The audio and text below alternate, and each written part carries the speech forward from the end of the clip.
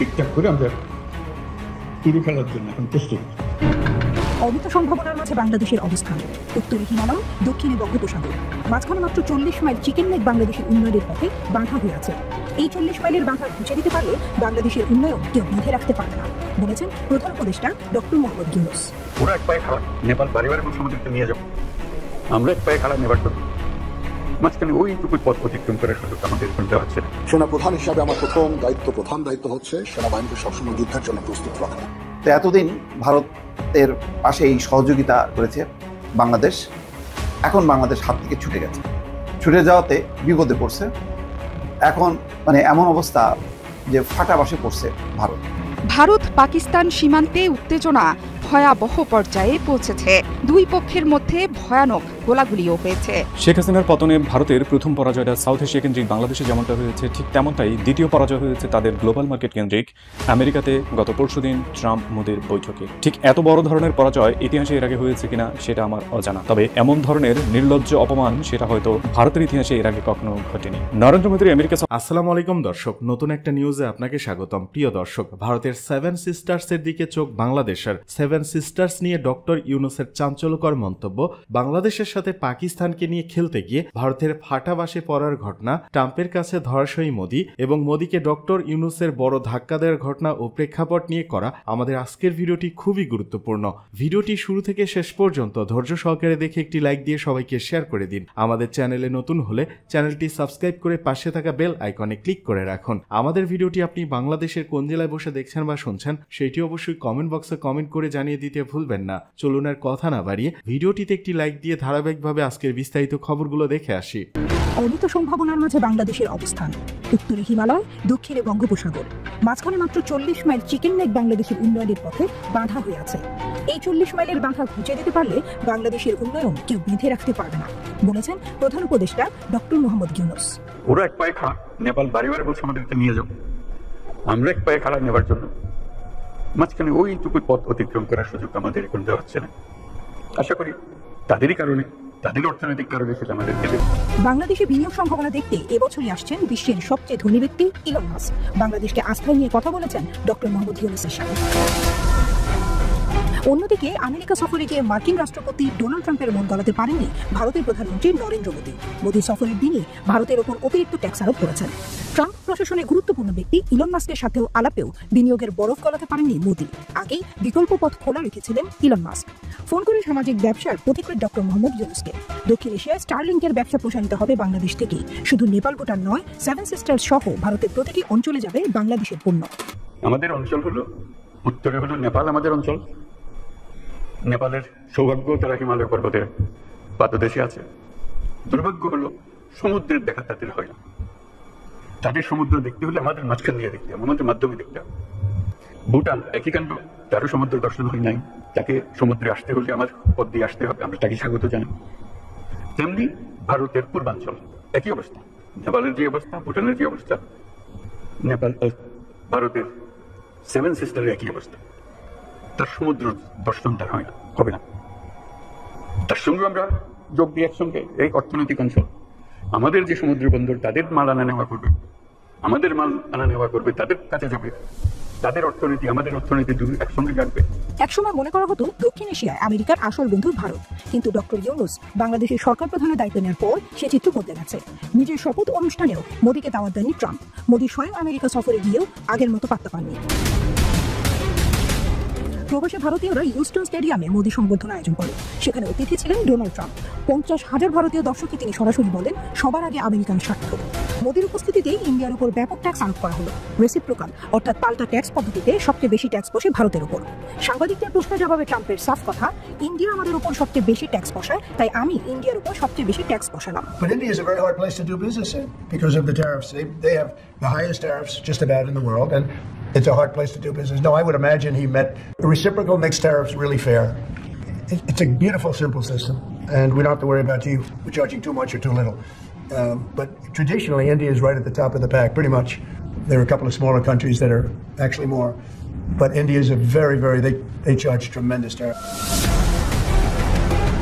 ধাক্কা লেগেছে রাজনীতিতেও। বাংলাদেশের গণঅভ্যুত্থানকে মার্কিন ডিপ স্টেটের কারসাজি বলে ট্রাম্পের কাছে তুলে ধরেছিল ভারতীয় মিডিয়া। ট্রাম্প একবারটাই উড়িয়ে দেন সে কথা। ভারতের পলাতক শেখ হাসিনার জন্য আমেরিকার বিন্দুমাত্র সহানুভূতি আদায় করতে পারেনি ভারত। উল্টো ইলন মাস্কের দপ্তর জানিয়েছে ভারতে মার্কিন অনুদান বাতিল করা হয়েছে। মাস্কের সাথে মোদির বৈঠকও এক অর্থে অসফল। কর্পোরেট ট্যাক্স কমানোর আশ্বাস দিয়েছেন, কিন্তু স্টারলিংকের জন্য আর কোনো ছাড় দিতে রাজি হননি মোদি। অন্যদিকে আদানি গ্রুপের মতো ভারতীয় প্রতিষ্ঠানগুলো মোদী সরকারের কাছে বিশেষ সুবিধা পাচ্ছে, ফলে অসম প্রতিযোগিতার সামনে পড়ল স্টারলিংক। আর তাই দক্ষিণ এশিয়ায় বাংলাদেশকেই বেছে নিয়েছে আমেরিকা।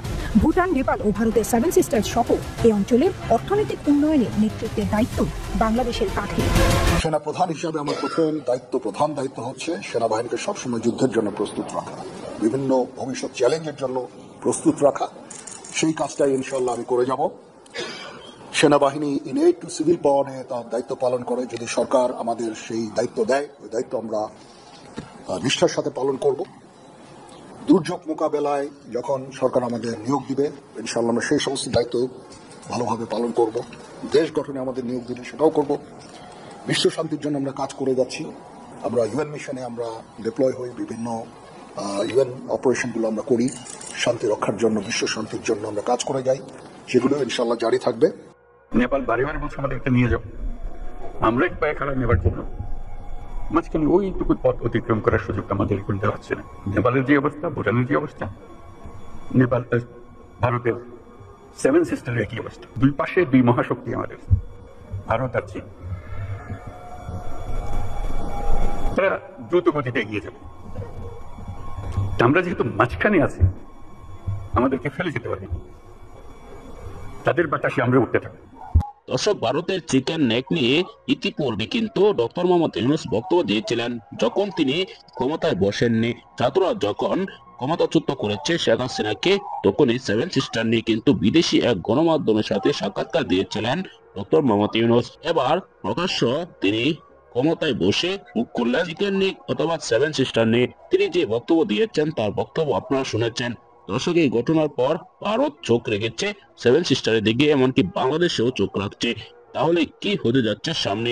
ভারতের যে কয়েকটি রাজ্য আছে, নেপাল, ভুটান, তারা কিন্তু বাংলাদেশের সাথে কাজ করতে চাচ্ছে। এমনকি চিকেন নেক যদি মুক্ত হয়ে যায় তাহলে কিন্তু বাংলাদেশের জন্য আরো সুবিধা হবে, এরকমটাই কিন্তু জানিয়েছেন ডক্টর মোহাম্মদ ইউনূস। তো এতদিন ভারতের পাশে এই সহযোগিতা করেছে বাংলাদেশ, এখন বাংলাদেশ হাত থেকে ছুটে গেছে। ছুটে যাওয়াতে বিপদে পড়ছে। এখন এমন অবস্থা যে ফাটা বাসে পড়ছে ভারত। বাংলাদেশকে সরাসরি বিরোধিতা করা চরম একটি পরিস্থিতি তৈরি করতে পারছে না, কারণ ঘাড়ের উপর বসে আছে আবার পাকিস্তান, আবার একই সঙ্গে চীন। ভারত যত দূরে যাবে, যত বৈরী একটি পরিস্থিতি তৈরি করবে, তত বেশি পাকিস্তান এবং চীন ঢুকতে থাকবে। ইতিমধ্যে তারা ঢুকেও গেছে।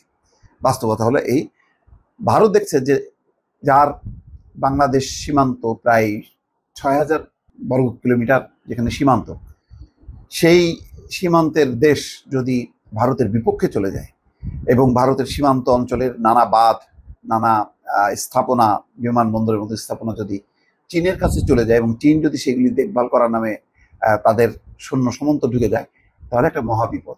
সেই কারণে বাংলাদেশের ব্যাপারে চড়াও হতে পারছে না, কৌশলে এখন খেলছে বাংলাদেশের সঙ্গে। বাংলাদেশকে কিভাবে অস্থিতিশীল করা যায়, সবসময় চাপের মুখে রাখা যায় এবং বাংলাদেশ জন্য বাধ্য হয় ভারতের পা ধরতে। কিন্তু আমার ধারণা যে বাংলাদেশের এখন সরকার, মানুষের জীবন যাবে, তবুও তারা ভারতের কাছে নথি স্বীকার করবে না। এটা হলো পরিষ্কার কথা। যথেষ্ট হয়েছে 15 বছর একেবারেই পায়ের তলায় হুমড়ি খেয়ে পড়েছিল বাংলাদেশের শাসকরা। বাংলাদেশের জনগণ এটা মেনে নেয়নি, এই টোনটা বুঝতে পারেনি। টোনটা বুঝতে পারলে তাহলে ভারত বাংলাদেশের সঙ্গে একটা মর্যাদাপূর্ণ সম্পর্ক রাখতো। যাই হোক, এখন ওমানের রাজধানী মাসকাটে মোহাম্মদ তৌহিদ হোসেন, বাংলাদেশের পররাষ্ট্র উপদেষ্টা, এবং ভারতের পররাষ্ট্রমন্ত্রী এস জয়শঙ্কর, তারা দুইজন বসেছেন। তারা বৈঠকের ফাঁকে ফাঁকে বিভিন্ন কথাবার্তা বলেছেন। ওই সম্মেলনের ফাঁকেই তারা এই বৈঠক করেছেন। সেই বৈঠকের ফাঁকে ফুঁকে যে যার কথাটা বলেছে। এখানে বলা হচ্ছে যে ভারতীয় সংবাদ মাধ্যম ইন্ডিয়া টুডে বলছে, জয়শঙ্কর বলেছেন আলোচনার কেন্দ্রবিন্দু ছিল দ্বিপক্ষীয় সম্পর্ক এবং বঙ্গোপসাগরীয় অঞ্চলের দেশগুলোর জোট বে of Bengal initiative for multi sectoral technical and economic cooperation, অর্থাৎ বিমস্টেকের অধীনে সহযোগিতা। তবে বাংলাদেশের পক্ষ থেকে জানানো হয়েছে বৈঠকে তৌহিদ হোসেন দক্ষিণ এশীয় আঞ্চলিক সহযোগিতা সংস্থার স্ট্যান্ডিং কমিটির বৈঠক আহ্বানে ভারতের প্রতি অনুরোধ জানিয়েছে। তাহলে দেখেন দুই পক্ষের স্বার্থ একেবারেই আলাদা আলাদা। এই হচ্ছে অবস্থা। এখন এইটা ভারত তো সেটা বুঝতে চায় না। মূল বিষয়টা হচ্ছে যে এই খেলাধুলা চলতে থাকবে, ভারত বাংলাদেশকে ছাড় দেবে না। আর বাংলাদেশও বুঝে গেছে যে ভারত এত বেশি মানে শেখ হাসিনা কেন্দ্রিক তাদের সমস্ত মনোযোগ যে এর বাইরে তারা চলতে পারবে না। এখন দিনকে দিন চাপ তৈরি হচ্ছে। জাতিসংঘ যে গণহত্যার ব্যাপারে শেখ হাসিনাকে অভিযুক্ত করেছে, সেই অভিযুক্ত একজন গণহত্যার মূল নির্দেশক তাকে ভারতের মাটিতে আশ্রয় দেওয়াটা রাখাটা, সেটা ভারতের শাসক গোষ্ঠী তাদের স্বার্থে করছে, কিন্তু ভারতের বেশিরভাগ মানুষ মনে করে যে এই আপদ যত দ্রুত বিদায় হবে ততই তাদের জন্য মঙ্গল। ফলে আভ্যন্তরীণভাবে সংকটে পড়েছে, বৈশ্বিকভাবে মার্কিন যুক্তরাষ্ট্রের কাছ থেকে সুবিধা করতে পারেনি।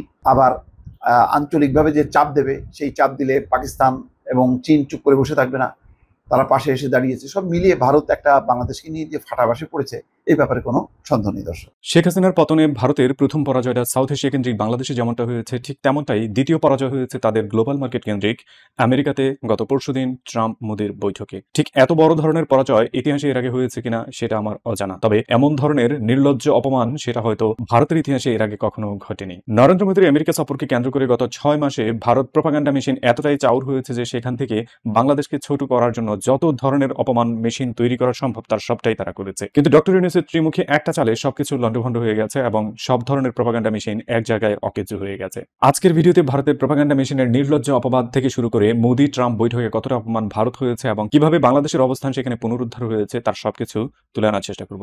আন্তর্জাতিক রাজনীতির মারপ্যাচের ছোট ছোট ইস্যুগুলো আপনাকে বড় বড় ইমপ্যাক্ট তৈরি করতে সহযোগিতা করে। বাংলাদেশ কেন্দ্রিক এই ইস্যুতে পুরোপুরি আইডিয়া নেওয়ার জন্য পুরো ভিডিওটি শেষ পর্যন্ত দেখুন এন্ড ততক্ষণ পর্যন্ত আমাদের চ্যানেলটি সাবস্ক্রাইব করে নিন এন্ড বেল আইকন ক্লিক করে রাখুন যেন পরবর্তী কোনো ভিডিও মিস না হয়ে যায়। জুলাই আগস্টে ছাত্র জনতার আন্দোলনের মুখে শেখ হাসিনার পতনের পর ভারতীয় মিডিয়া রীতিমতো পাগল বনে গিয়েছে। একের পর এক প্রোপাগান্ডা মেশিন ছড়িয়েছে, সারা দুনিয়া জুড়ে যত ধরনের মিথ্যা অপবাদ দেওয়া সম্ভব তার পুরোটাই দিয়েছে বাংলাদেশের নামে। সে সময় আমেরিকান প্রেসিডেন্ট ছিলেন জো বাইডেন, যে কারণে আমেরিকাতে সেই ধরনের বড় কোনো পদক্ষেপ তাদের পক্ষে নেওয়া সম্ভব ছিল না। কিন্তু যখনই নির্বাচন ঘনিয়ে এসেছে তখন তাদের প্রোপাগান্ডা মেশিন আরো বেশি শক্তিশালী হয়েছে। শুধুমাত্র বাংলাদেশ বিরোধিতা করার জন্য যত ধরনের আয়োজন রয়েছে তার সবকিছু তারা খুব ভালোভাবে করেছেন, যার মূল কেন্দ্রবিন্দুতে তারা 4টা জিনিসকে দাঁড় করিয়েছেন। প্রথমটাই হচ্ছে হিন্দুর জেনোসাইড, এক্সট্রিমিজম, টেরোরিজম এবং ইসলামিস্ট। কমপ্লিটলি বানোয়াট এই 4টা ইস্যুকে তারা চেষ্টা করেছে গ্লোবালাইজড করার জন্য এবং সারা পৃথিবীকে ছড়িয়ে দেওয়ার জন্য যে বাংলাদেশে টেরোরিজমের উৎপাত হচ্ছে এবং হিন্দু জেনোসাইড হচ্ছে, যেটার বাস্তবতায় দূর দূর পর্যন্ত কোনো সম্পর্ক নেই। সে সময় নরেন্দ্র মোদী জো বাইডেনের সাথে ফোন কলে অনেক গুরুত্বপূর্ণ ইস্যু আলোচনা করার থাকলেও হিন্দু জেনোসাইডের মিথ্যা অপবাদ বাংলাদেশের নামে দিয়েছেন আমেরিকান প্রেসিডেন্টের কাছে। সেটার কোনো পাত্তা পায়নি এবং সত্যিকার অর্থে সেখানে কোনো রেজাল্ট না পেয়ে তারা মূলত ট্রাম্পকে টার্গেট করে এবং নির্বাচনে ট্রাম্পমুখী প্রচারণায় পুরো ইন্ডিয়ান মিডিয়া থেকে শুরু করে সবকিছু একজোট হয়ে কাজ করেছিল। আমেরিকান নির্বাচনে ট্রাম্প জিতে যাওয়ার পর বাংলাদেশের সবচেয়ে বড় টেরোরিস্ট গ্রুপ বর্তমান সময়ের আওয়ামী লীগ এবং ভারতের এক্সট্রিমিস্ট গ্রুপ বিজেপি সরাসরি ট্রাম্প কেন্দ্রিক সব ধরনের প্রচারণা চালাতে শুরু করে। ঠিক একইভাবে আগের 4টা ইস্যুকেই এবারও নতুন করে তারা সামনে নিয়ে আসার চেষ্টা করে এবং একের পর এক বিভিন্ন ধরনের প্রোপাগান্ডা ছড়াতে শুরু করে। প্রোপাগান্ডা মেশিন এতটাই ভয়াবহ ছিল যে আমেরিকান অনেক মিডিয়া পর্যন্ত সেখানে তাদের সাথে সুর মিলিয়েছে। অনেকের মতো আমার লক্ষ্য ছিল ট্রাম্প মোদি বৈঠকে আসলে কি ঘটতে যাচ্ছে সেটা দেখার জন্য। বাস্তবতা কতটুকু এবং মিথ্যা কতটুকু এখানে রয়েছে সেটা হয়তো ওই বৈঠকে প্রমাণিত হবে। ফ্রান্সের এআই সামিটে আপনি অলরেডি দেখেছেন মোদিকে কি ধরনের অভ্যর্থনা দেওয়া হয়েছে এবং কি ধরনের অপমান সেখানে সে হয়েছে। প্রথমটা যদি হয় হ্যান্ডশেকের ক্ষেত্রে এই ধরনের বিব্রতকর পরিস্থিতিতে পড়া, তবে পরেরটা সে নিজে করেছে এআই সামিটে। এআই কে এক্সপ্লেন করতে গিয়ে যে লেজে গুবরে অবস্থা তৈরি করেছে মোদি, সেটাই মূলত ইন্ডিয়াকে সবচেয়ে বেশি অপমানের পাল্লায় দাঁড় করিয়ে দিয়েছে। If you ask the same app to draw an image of someone writing with their left hand, the app will most likely draw someone writing with the right hand. ফ্রান্সের এআই সামিট থেকে বেরিয়ে মোদি যখন আমেরিকাতে গিয়েছেন প্রথম ধাক্কাটা মূলত খেয়েছেন বিমানবন্দরে, যেখানে মোদিকে আমন্ত্রণ জানানোর জন্য প্রেসিডেন্ট, ভাইস প্রেসিডেন্ট কিংবা স্টেট ডিপার্টমেন্টের কোনো উচ্চপদস্থ কর্মকর্তাও বিমানবন্দরে আসেননি। মোদি নিজের মতো করেই সেখান থেকে তার হোটেলে গিয়েছেন এবং এর পরের দিন ট্রাম্পের সাথে সরাসরি মোলাকাত, যে মোলাকাতে 4 ঘন্টার বেশি দীর্ঘ মিটিং শেষে তারা অ্যাড্রেস করেছেন মিডিয়াকে। মিডিয়া অ্যাড্রেসের প্রথম পার্টি মূলত সত্যিকার অর্থে সবচেয়ে বড় বিব্রতকর পরিস্থিতিতে পড়েছিলেন, যেখানে বাংলাদেশ ইস্যুকে অ্যাড্রেস করার জন্য জজ শোর থেকে শুরু করে বাংলাদেশের জেনোসাইড অনেক কিছুকে তারা অ্যাড্রেস করে ট্রাম্পের মতামত জানতে জানতে চেয়েছেন, যেখানে ট্রাম্পের উত্তর ছিল ঠিক এরকম। Say about the Bangladesh issue, because we saw and it is evident that how the deep state of United States was involved to regime change during the Biden administration, and then Mohammed Yunus made Junior Soros also. So what is your point of view about the Bangladesh? And what is the role that the deep state played in the situation in Bangladesh? Well, there was no role for our deep state. It was. This is something that the Prime Minister has been working on for a long time, and it's been worked on for hundreds of years, frankly. I've been reading about it. But I will leave Bangladesh to the Prime Minister. ট্রাম্পের বুদ্ধিমান এই উত্তর বুঝতেও ব্যর্থ হয়ে গেছে পুরো Indian media এবং বাংলাদেশেরও অনেক মিডিয়া। যে প্রশ্নের উত্তরে ট্রাম্প সরাসরি উল্লেখ করেছেন আমেরিকান স্টেট ডিপার্টমেন্টের কোনো ভূমিকা নেই বাংলাদেশের রেভলিউশনের ক্ষেত্রে, এবং বাংলাদেশ বিষয়ক যে প্রশ্ন তাকে ইনডিরেক্টলি করা হয়েছে যে জর্জ শোর থেকে অন্যান্য ইস্যুকে কেন্দ্র করে, সেটাকে উত্তর দেওয়ার জন্য ট্রাম্প সেই প্রশ্নের উত্তরের জন্য প্রশ্নটাকে মূলত মোদির দিকে ছেড়ে দিয়ে মাথায় ইশারা করেছেন। কিন্তু মাথায় যখন লেজ গুবুর অবস্থা ইন্ডিয়ান প্রপাগান্ডা মেশিনের, তখন তারা এটাকে বুঝে নিয়েছে বাংলাদেশকে মোদির হাতে ছেড়ে দিয়েছেন। এই নিয়ে ইন্ডিয়ান মিডিয়াতে যেমন বিশাল বিশাল আর্টিকেল তৈরি হয়েছে, ঠিক একইভাবে বাংলাদেশের মিডিয়াতে হয়েছে। দিল্লি স্টার নামে আমরা যে মিডিয়াকে চিনি, সেও ঠিক একই ধরনের আর্টিকেল তৈরি করেছে এবং পরবর্তীতে হয়তোবা তার বোধোদয় হয়েছে যে প্রশ্নের উত্তরটা বুঝতে ভুল করে ফেলেছে। ঠিক একইভাবে যৌথ প্রেস কনফারেন্সে যখন ইন্ডিয়ান এক্সট্রিমিজম আমেরিকাতে কিভাবে চাউর হয়েছে সেটাকে নিয়ে প্রশ্ন করা হয়েছিল, ট্রাম্প সেই প্রশ্নের উত্তর তো দেননি, বরং ইন্ডিয়ান জার্নালিস্টকে সরাসরি বলেছেন সে যে প্রশ্ন করে যাচ্ছে সেই প্রশ্নের একটা ওয়ার্ডও তিনি বুঝেননি। Mr. President, people in India would be welcoming your decision to extradite Thakur Rana to... I can't understand a word he said. ইংলিশের জন্য ইংলিশ ট্রান্সলেটরের প্রয়োজন হয়েছে যখন বাংলাদেশ বিষয়ে প্রশ্ন করা হয়েছিল সেখানে। মোদির জীবনে সম্ভবত এই প্রথমবারের মতো সরাসরি প্রেস কনফারেন্সে দাঁড়িয়েছিলেন এবং সেই প্রেস কনফারেন্সে বিব্রত করে আরেকটা প্রশ্ন এসেছে আদানিকে ইস্যুকে কেন্দ্র করে, যেখানে আদানির বিরুদ্ধে গ্রেপ্তারি পরোয়ানা আমেরিকাতেই জারি রয়েছে এবং আদানি ইস্যুতে প্রশ্ন করার পর মোদি এই প্রশ্ন বুঝতেও তার টেলিপ্রম্পটারের সহযোগিতা নিতে প্রয়োজন হয়েছিল। কিন্তু সেই প্রশ্নকে তিনি ব্যক্তিগত মামলা বলে উড়িয়ে দিয়েছিলেন, যদি বাস্তবতায় এটা কোনো ব্যক্তিগত মামলা নয়। এক আদানির কারণে ইন্ডিয়ার সুনাম সারা পৃথিবীতে ধ্বংস হয়েছে বলা যায়। আমেরিকা থেকে বাংলাদেশ, শ্রীলঙ্কা থেকে উগান্ডা, প্রায় সব জায়গায়। এমন একটা মামলা কখনোই ব্যক্তিগত হতে পারে না। সম্ভবত মোদির সেটা বোঝার ক্ষমতাও নেই। এদিকে বৃহস্পতিবার পদত্যাগ করছেন উপদেষ্টা নাহিদ ইসলাম। আগামী 24 ফেব্রুয়ারি আত্মপ্রকাশ হতে পারে জাতীয় নাগরিক কমিটি ও বৈষম্য বিরোধী ছাত্র আন্দোলনের নেতৃত্বে নতুন রাজনৈতিক দলের। শোনা যাচ্ছে নতুন এই দলের নেতৃত্ব দিবেন অন্তর্বর্তী সরকারি উপদেষ্টা নাহিদ ইসলাম, আর এজন্য তিনি পদত্যাগ করবেন উপদেষ্টা পদ থেকে। সরকারি একটি ঘনিষ্ঠ সূত্র জানিয়েছেন এই সপ্তাহে নাহিদ ইসলামের পদত্যাগ করার জোর সম্ভাবনা রয়েছে। এতে করে আগামী 20 ফেব্রুয়ারি বৃহস্পতিবার সরকারের শেষ কর্মদিবস হতে যাচ্ছে তার। সূত্রটি জানায় 24 ফেব্রুয়ারি দল ঘোষণার প্রস্তুতি চলছে, সেটিকে সামনে রেখে নাহিদ ইসলামের পদত্যাগের সময় ঘনিয়ে আসছে। আগামী 20 ফেব্রুয়ারি তার শেষ কর্মদিবস হওয়ার সম্ভাবনা বেশি। এর আগে বুধবার প্রেস ইনস্টিটিউট বাংলাদেশের উদ্যোগে তারুণ্যের উৎসব 2025-এর সমাপনী অনুষ্ঠানে তিনি অংশগ্রহণ করবেন বলে জানা গেছে। কোনো কারণে দল ঘোষণা পিছিয়ে গেলে সেক্ষেত্রে পদত্যাগের সময়ও পেছাবে।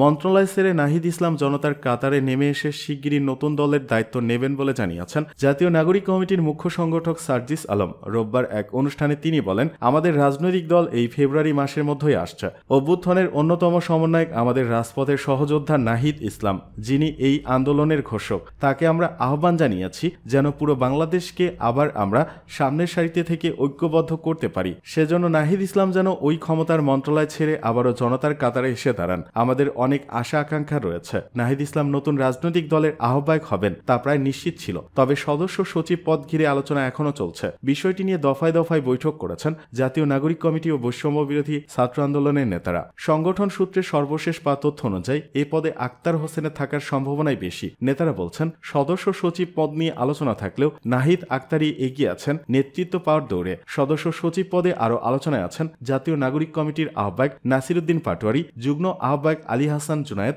মুখ্য সংগঠক সার্জিস আলম ও বৈষম্য বিরোধী ছাত্র আন্দোলনের আহ্বায়ক হাসনাত আবদুল্লাহ।